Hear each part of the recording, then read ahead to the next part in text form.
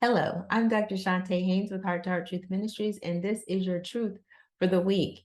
The question today on the list is, why do bad things happen to good people? Why do bad things happen to good people? See, we think that life is supposed to be smooth sailing, hunky-dory. If we're following Jesus, everything is supposed to be all right. Everything is supposed to work out perfectly, because after all, we've chosen him or he's chosen us, and we should be able to walk a beautiful life. Well, he did promise the abundant life, but he didn't say that life was going to be without reproach, without a problem, without some shame, without some difficulty in it.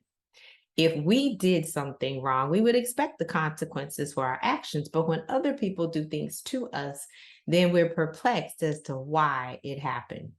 Well, first, let me say evil did enter into the world back in Genesis chapter number 3. You remember that snake in the garden?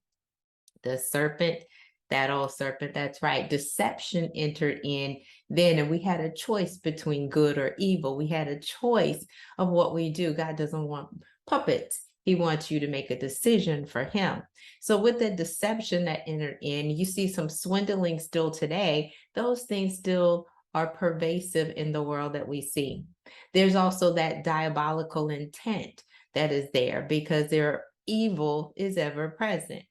We see fraud today. We see lust, the love of money, people taking because they want money. We see people with a competitive spirit, with a jealous spirit, with an envious spirit. And we also see pride and arrogance. And so those are some of the reasons why we see some of the bad things that happen to people.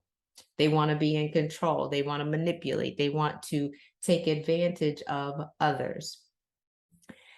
You may keep yourself from evil, but others still have the right to choose what they do, unfortunately. And sometimes it affects us. The Bible does tell us also that bad company corrupts good morals. So even though you might be good, if you are then around others that are evil, you end up or tend to do some of the same things. You are an accomplice, as the legal system would identify. But a lot of it becomes the vantage point in which you look at it. While you're right in the middle of the heat of things, yes, it looks bad, but I always encourage you to look for the brighter side, look for the collateral beauty instead of just the collateral damage. Look at Joseph in Genesis chapter number 50, verse 20. He says to his brothers that threw him in the pit, that sold him into slavery. Then he goes into Potiphar's house. He's doing the best that he can. Potiphar's wife sees him being a cougar as she is. She decides that she wants to sleep with him. He says, no, I can't do that. He gets thrown into prison because he was still doing good. And then he now ends up in the palace, and his brothers come to him. And what does he say? You meant it for evil, but God turned it around for good so that I might be able to help someone else. Yes, bad things do happen.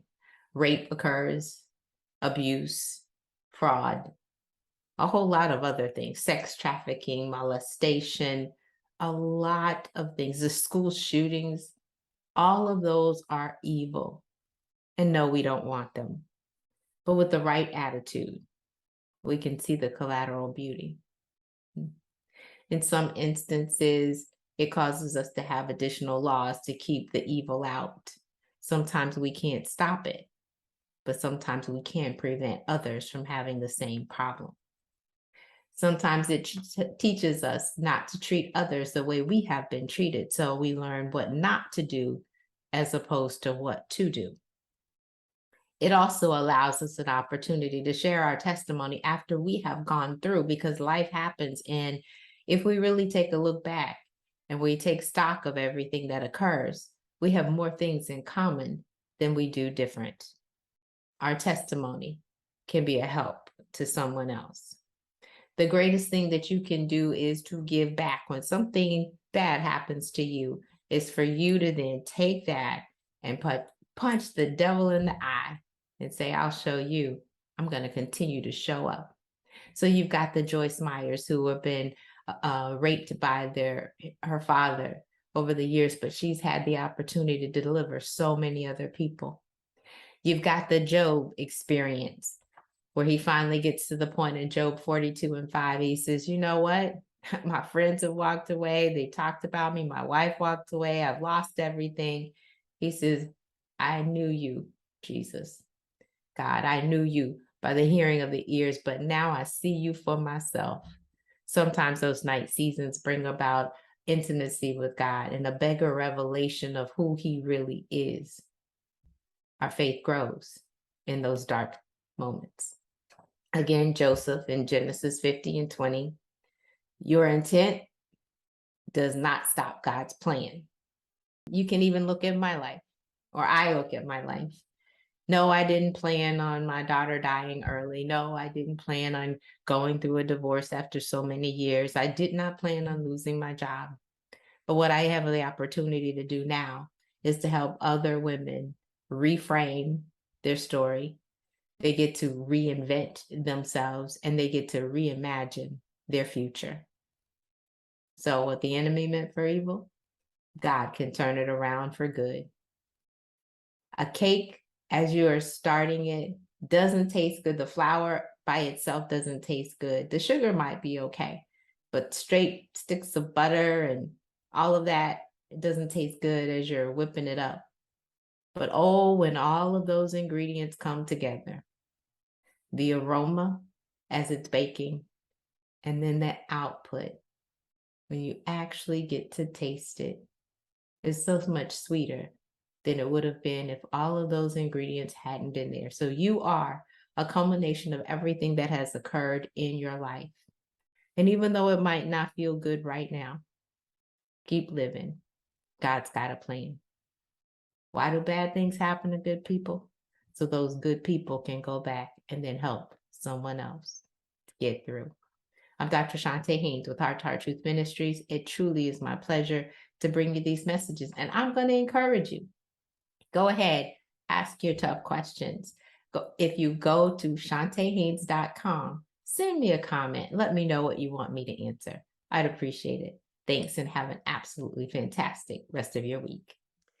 Hi, thanks for listening and watching. And if you enjoyed what you've seen, make sure you subscribe, like, and share, and hit that notification button so you'll know the next time there's a new episode.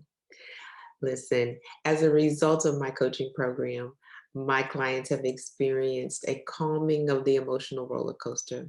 They have a compelling future, as well as the confidence and the know-how to achieve it.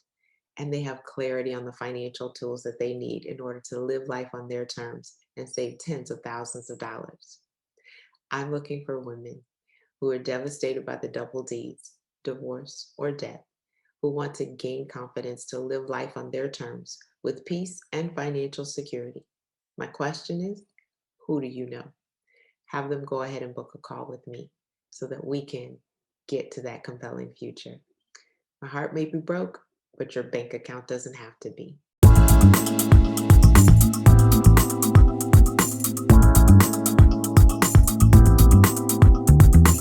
You can find us online at htruth.org.